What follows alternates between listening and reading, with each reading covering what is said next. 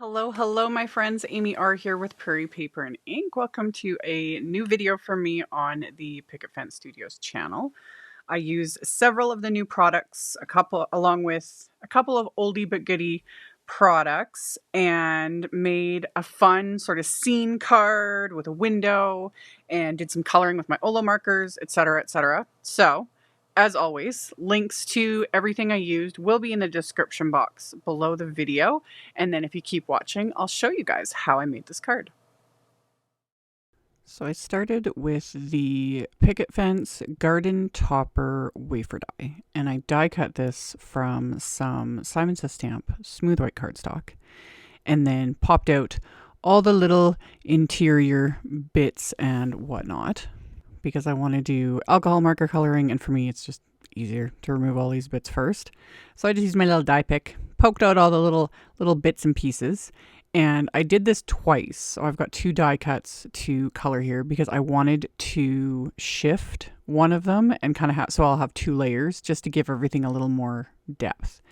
And then to color these, I'm using my Olo markers. And if for those watching that haven't seen me use these markers yet, I've only had them for about a month or so, something like that. And I'm using them as I call this stublets.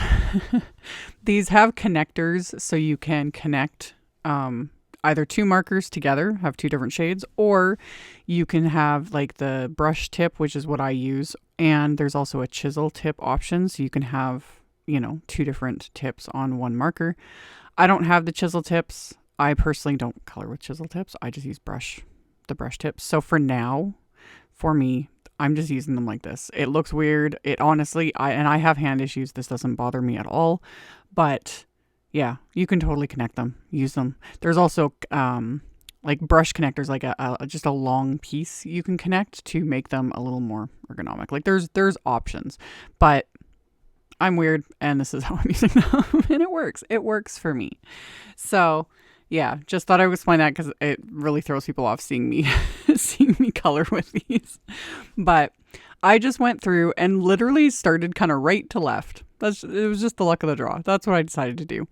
And coloring these in, I've got all of the caps on screen as I'm coloring so you can see like what specific colors I used. And I was just grabbing things kind of at random. I was like, this looks like it would be, purple. This looks like it would be like it. It's just fun, And then as I was doing this, I was like, oh, this die set would be really good too, to just die cut from black, do like a silhouette type of a card and a fun background. Like, it's just fun.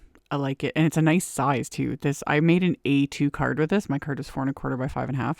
This takes up a good chunk. So it's definitely another one of those ones where you could do like larger cards, 5 by 7, etc.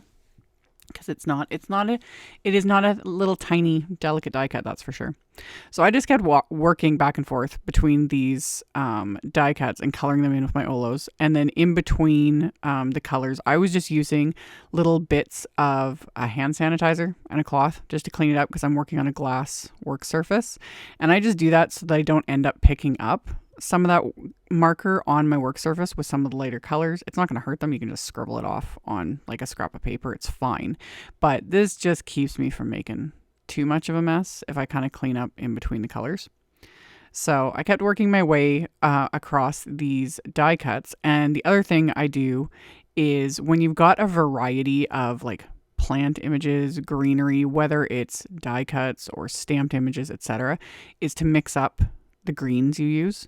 Don't use all the same, the same shades, the same colors, the same blends of greens. You want to mix it up because, that one, it's going to make it look more interesting. And two, that's literally how plants are, there's a million different shades of green out there.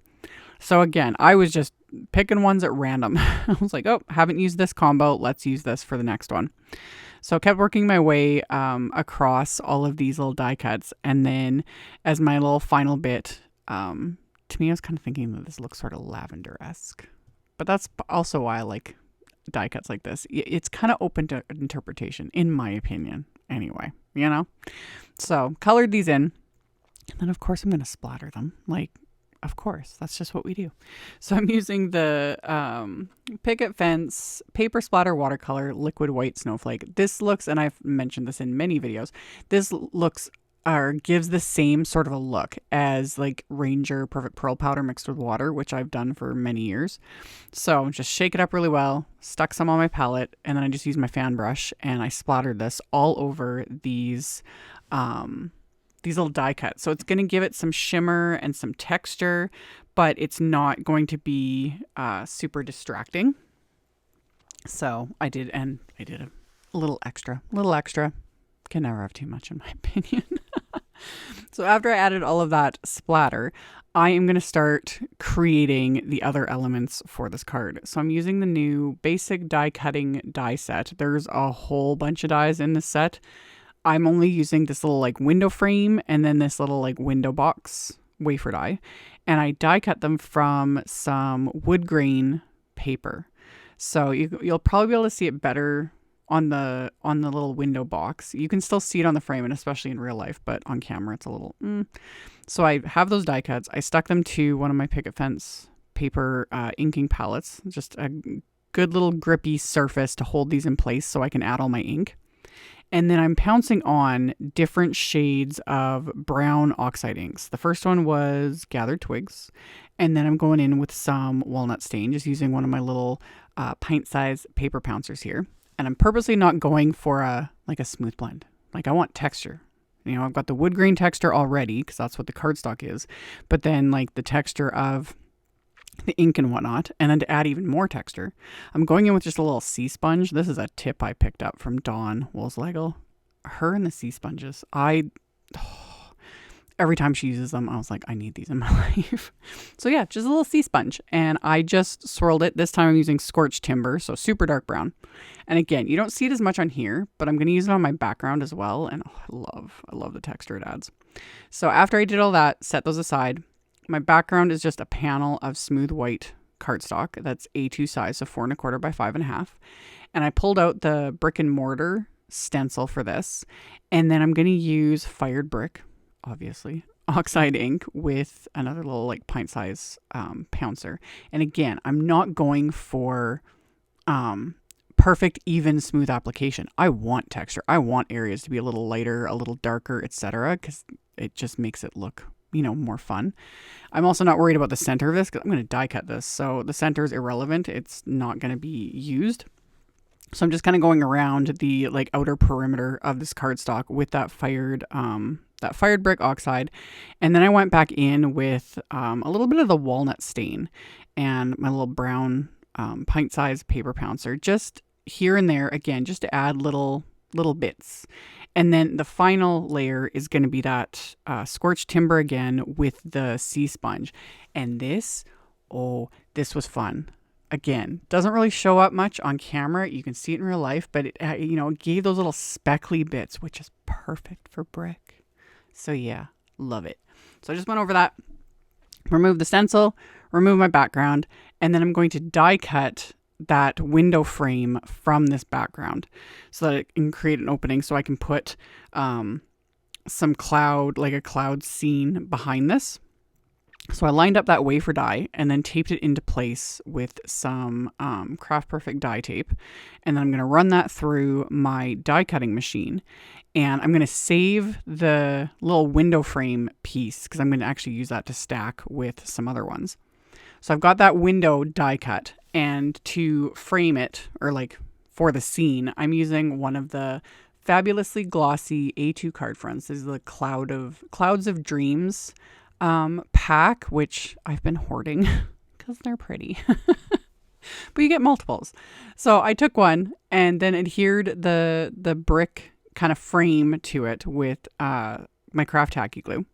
And then that actual frame there, I've kept, and I'm going to adhere it to a couple of scraps that I die cut with that same frame wafer die. So that's going to build up some more dimension. So I've got, a few layers, a little bit of depth going on here. This would also make a really good shaker card. Yeah. Hindsight, as always. It was like after I was done, I was like, oh, I could have put a piece of acetate behind like the wood frame like layer and then popped it up with foam tape and then perfect little shaker. You know, how fun would that be? Ideas. Anyway, I layered everything together, put the top layer on with the wood grain, and then I can just inlay this into the opening. So now I've got like a brick wall and then the window frame. And then I'm going to adhere together my two pieces of that garden topper, just slightly offsetting them. So I've got that, you know, kind of extra dimension and whatnot. And then I just use my paper trimmer to trim off this bottom piece that kind of holds everything together, because I don't need it quite so thick, because I'm going to cover that with the little window box. And then to adhere that to the card front, I put some foam strips right along the bottom of the window frame. And then I'm also going to put foam strips right along the bottom of the little window box here, so that everything is going to be like kind of all on one level, leveled out, etc. And I'm going to add a couple more little foam strips here, because this is going to go edge to edge on this card front.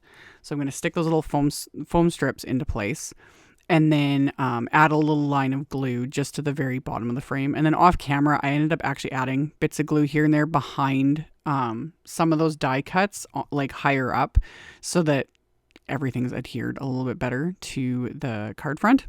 So got all that in place, and then I can get this little window box piece. And this one also, it goes edge to edge, like it's 4¼ inches wide. So just to give you an idea of like the size of these. So you could totally do this on a larger card, but I'd committed to the A2 size. So it works. But if you want like more space around it, etc., this 100% is going to work on a 5x7 card. So got everything in place, flipped this over, and then trimmed off all the bits hanging off the edges with my scissors. And then for the inside of the card, again, top folding A2 white note card, I'm going to use that brick and mortar stencil again, but this time I'm using Fired Brick Distress ink, not the Oxide, because I'm going over the entire inside. I've talked about this in videos. I don't like using a lot of Oxide inks on the insides of my cards, just because sometimes pens can be like almost catch on the Oxide because it sits on top of the cardstock. So I just use Distress ink and one of my Picket Fence life-changing blender brushes, and I'm going in with a very light hand. Like I'm just tapping the brush onto the ink pad and then tapping it onto my work surface, and then just very lightly blending, because I don't want this to be super intense, because it is the inside. I want to be able to write over it and for it to be legible. So I just did a light little blend over that, and then I put the card base into my MISTI, and I'm stamping some sentiments from the Brighter Days Gerber Daisy stamp set. So I lined up the sentiment, stamped it with black ink, lined up the rest of the sentiment, also stamped it with black ink. And then I'm going to take a couple other sentiments from that set, and I'm going to stamp them onto black cardstock. So I got them lined up, and then I'm going to use my anti-static powder tool on the black cardstock. This is just going to help keep the embossing powder from clinging to anything other than the stamped sentiments. So got that anti-static powder tool on there, and then inked up those sentiments with clear embossing ink. And I'm going to ink them up, stamp them a couple times just to make sure I got like all of the sentiments stamped. And then I'm going to coat these with some detail white embossing powder, tap off the excess, and then melt that with my heat tool. And then once those are smooth and melted, leave them for a few seconds to cool off, and then I can remove that excess anti-static powder with just a microfiber cloth. So rub that over there, remove the anti-static powder, and then I'm going to use the coordinating wafer dies for this stamp set, and I'm going to die cut both of these sentiments. So I'm going to tape these into place with just little bits of washi tape so that these don't shift when I run them through my die cut machine. So once I've got those taped into place, die cut the sentiments to adhere these to the card front, because I've got so much dimension going on with all the layers of the frame and whatnot. So first off, adhered the card front to the card base. This is going to completely cover the A2 card base. So adhered that with my craft tacky glue. And then to adhere the sentiments, I'm going to use just some black foam squares. And I'm just going to like hold the sentiment kind of in place and then put the squares in place so that they fit around the dimension I've created with that frame. So once everything was in place, pop those off, stick that on, and then I'm going to do the same thing with the rest of the little sentiment once I've figured out where I want to place it. And then just trim down one of those little foam squares just to fit into the little narrow bits there, so it's all popped up with that dimension. And then as my final like bit of little texture, I took one of my white gel pens. This is the Jelly Roll 10 gel pen, and just added little lines, little random highlights and whatnot to the die cuts of the garden topper that I colored with the Olo markers. This just gives it that little extra something, you know? So no rhyme or reason, no light source. I just added them wherever I thought they would look nice. As usual, just flying by the seat of my pants. So once I've got these into place, this card is complete. So like I said in the intro, I will have links to all the supplies used and whatnot in the description box below the video, so you can check that out below if you are interested. Thank you all so very much for taking the time to watch my video, for thumbs upping, commenting, subscribe if you haven't. I'd love to have you. And I will see you all very soon in the next video. Bye.